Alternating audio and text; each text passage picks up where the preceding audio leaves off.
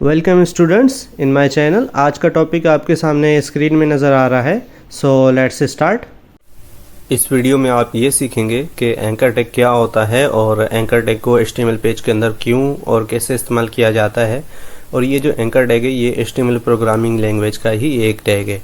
तो anchor tag को सीखने के लिए सबसे पहले हम डेस्कटॉप पे एक फ़ोल्डर क्रिएट कर लेते हैं।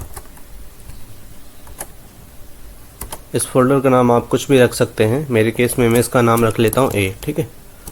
और उसके बाद विजुअल कोड एडिटर को ओपन करेंगे।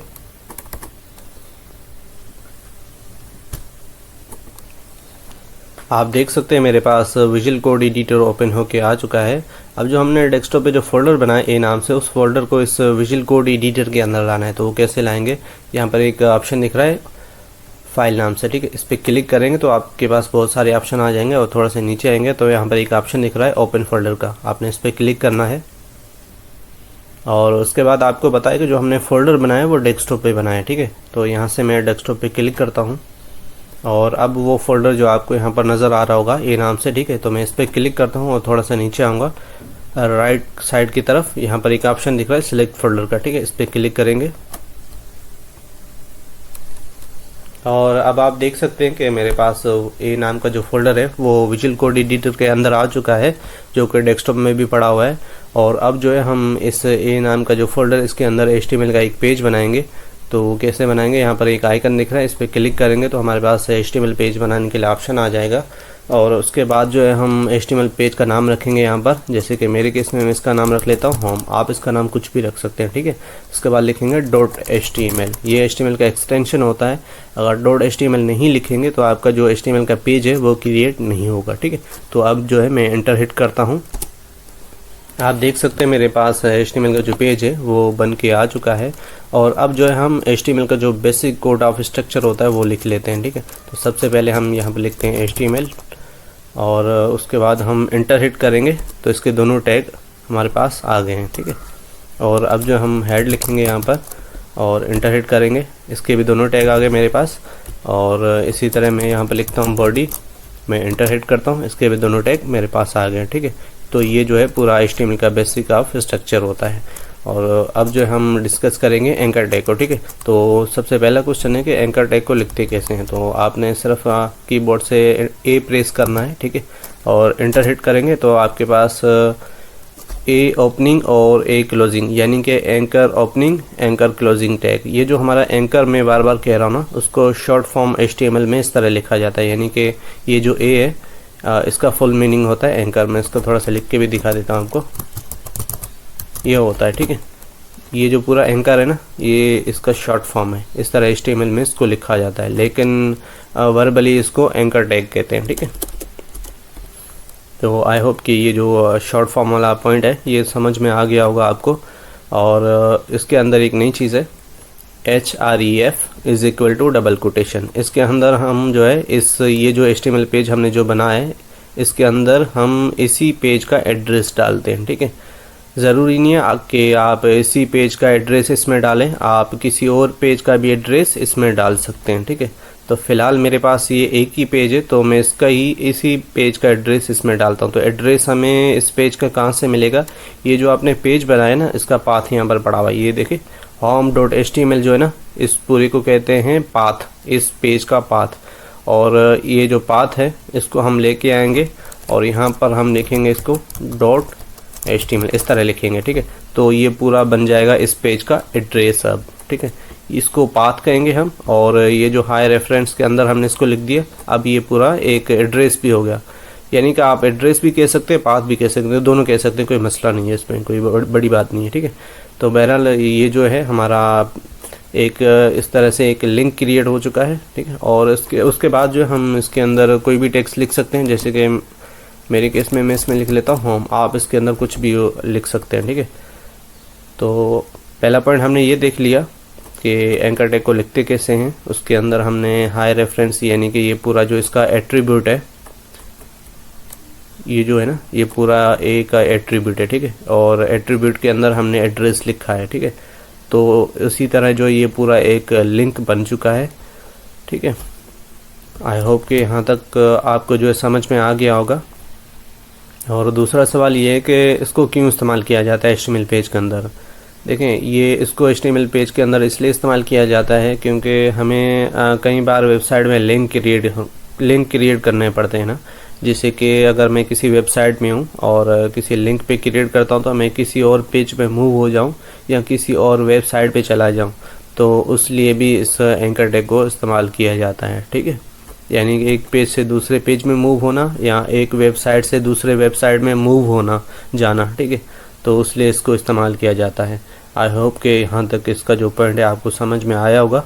और अब जो मैं इसका थोड़ा सा व्यू आपको दिखाता हूँ। तो मैंने कंट्रोल एस कर लिया है ऑलरेडी, और अब जो विजुअल कोड एडिटर को मैं मिनिमाइज़ करता हूँ यहाँ से।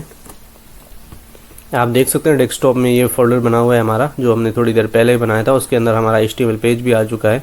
मैं इसे ओपन करता हूँ और ये जो हमारा home.html का नाम जो हमने पेज बनाया है वो भी यहाँ पर दिख रहा है। मैं इसे ओपन करता हूँ। आप देख सकते हैं मेरे पास ये जो HTML का जो पेज है उसके अंदर जो हमने एक लिंक क्रिएट किया था, और लिंक के अंदर हमने उसके अंदर एक एट्रीब्यूट था हाई रेफरेंस वाला। उसके अंदर हमने इस पेज का एड्रेस डाला था और उसके बाद हमने एंकर टैग के अंदर एक टेक्स्ट लिखा था जो कि होम नाम से था। ठीक है, तो वो कुछ यानी कि एंकर टैग के अंदर हम कोई भी टेक्स्ट वगैरह लिखते हैं तो वो कुछ इस तरह ब्राउज़र में नज़र आता है।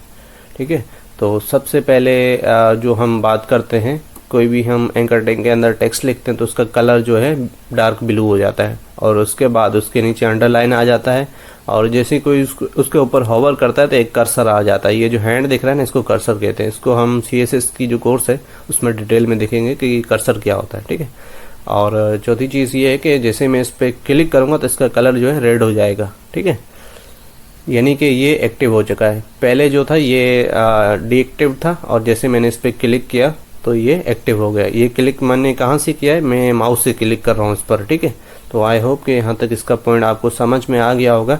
और अब जो हम देखते हैं कि एक पेज से दूसरे पेज में मूव कैसे होना है। ठीक है, तो वापस आते हैं अपने विजुअल कोड एडिटर के अंदर, और यहाँ पर जो है मैं एक पेज क्रिएट कर लेता हूँ, about.html। ठीक है, आप किसी भी नाम से पेज बना सकते हैं, कोई मसला नहीं है। और इसके अंदर जो है मैं सिर्फ H1 टैग इस्तेमाल करता हूँ, बेसिक HTML का जो कोड है वो इस्तेमाल नहीं करता हूँ। ठीक है, तो इसके बारे में मैं थोड़ा सा बता देता हूँ कि मैंने यहाँ पर बेसिक HTML का जो बेसिक कोड ऑफ स्ट्रक्चर है वो यहाँ पर मैंने क्यों नहीं लिखा। उसकी वजह ये कि देखिए मेरे पास ऑलरेडी यहाँ पर बेसिक कोड ऑफ स्ट्रक्चर लिखा हुआ है। यानी कि आपका कोई भी एक मेन पेज होता है वेबसाइट का, उसके अंदर आप HTML का बेसिक कोड ऑफ स्ट्रक्चर लिखें। बाकी जो अदर पेजेस होते हैं, second, third, fourth, fifth page जो होते हैं, उसमें ज़रूरी नहीं है कि आप HTML का जो है basic code of structure her page पे लिखें।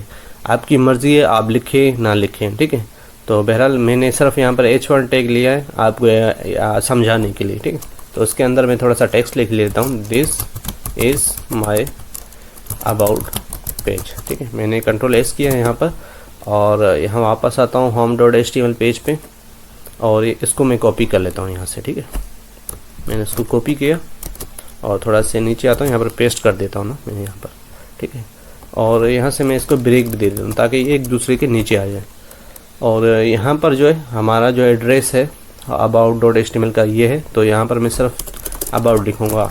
HTML तो ऑलरेडी मेरे पास लिखा हुआ है। ठीक है, मैंने कंट्रोल एस किया और यहाँ पर भी मैं लिख लेता हूँ about। ठीक है, अब जैसे कोई भी यूज़र आएगा मेरी वेबसाइट पे, तो अगर उसको अबाउट पेज पे जाना है तो वो इस अबाउट पे क्लिक करेगा तो उसको ये वाला टेक्स्ट दिखाई देगा। ठीक है, यानी कि इस पेज पे वो आ जाएगा।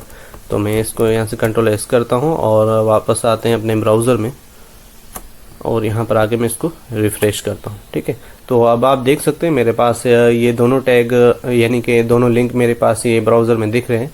तो अब मुझे अगर अबाउट पेज पे जाना हो तो मैं यहाँ अबाउट पे क्लिक करूँगा, तो आप देख सकते हैं ये जो है अब हम अबाउट पेज पे आ चुके हैं, और इसका ऊपर से जो एड्रेस है वो भी यहाँ पर हमें दिख रहा है। ठीक है, कि अब जो है हम अबाउट पेज पे हैं। मैं वापस जाता हूँ अपने होम मेन जो पेज है हम उसमें आ चुके हैं। वो कैसे पता चलेगा कि हम होम पेज पे हैं, यहाँ पर इसका एड्रेस दिख रहा है यहाँ पर। ठीक है, तो आई होप कि यहाँ तक जो है एंकर टैग आपको समझ में आ गया होगा, और एंकर टैग के बारे में मज़ीद हम नेक्स्ट वीडियो में देखेंगे, क्योंकि इसके बारे में ये जो एंकर टैग है इसके कुछ और भी एट्रीब्यूट है जिसके बारे में हम डिटेल में डीप में देखेंगे उसको। तो इस वजह से जो है काफ़ी चीज़ें मैंने इस पर ऐड नहीं की, वो नेक्स्ट वीडियो में मैं ऐड करूँगा। अगर वो चीज़ें भी इसमें ऐड करता तो वो चीज़ें बहुत ज़्यादा हो जाती और वीडियो भी लंबी हो जाता और आप भी कंफ्यूज हो जाते। तो इसी वजह से मैंने बहुत सारी चीज़ें इसमें ऐड नहीं की, ठीक है। स्टूडेंट्स, अगर यहाँ तक अगर आपको कुछ भी समझ में ना आया हो तो आप कमेंट्स बॉक्स में क्वेश्चन पूछ सकते हैं टॉपिक के रिलेटेड, और मुझे जैसे टाइम मिलेगा मैं आपको रिस्पॉन्स कर दूँगा, ठीक है। आज के लिए इतना काफ़ी है, बस अगली नई आने वाली वीडियो सीरीज़ में हम HTML के बारे में मज़ीद पढ़ेंगे। और अपना और अपने इस चैनल का भी ख्याल रखिएगा। टेक केयर, मिलते हैं नेक्स्ट वीडियो में।